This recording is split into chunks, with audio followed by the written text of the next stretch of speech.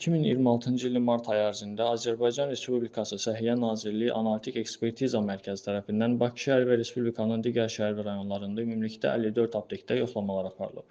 Yoxlamalar zamanı 12 aptekdə müxtəlif nöqsanlar aşkar olunub. Aşkar olunmuş nöqsanlarla bağlı Azərbaycan Respublikası İnzibati Xətalar Məcəlləsinin 215.4, 221.1, 452.2 və 452.3-cü maddələr üzrə protokollar tərtib olunub.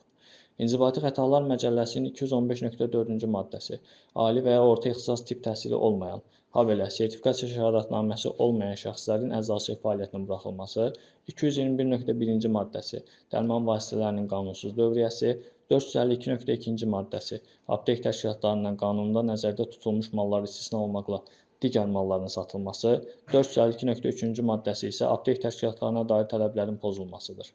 Analitik Ekspertiza Mərkəzi tərəfindən nəzarət mexanizmlərinin daha da gücləndirilməsi istiqamətində qanunvericilik tələbləri nəzərə alınmaqla aptek təşkilatlarında mütəmadi olaraq planlı və plandankənar yoxlamalar həyata keçirilir. Yoxlamalar zamanı nöqslər aşkar olunmuş apteklərdə dövriyyə olaraq yenidən yoxlamalar həyata keçirilərək aptek təşkilatları nəzarətdə saxlanılır.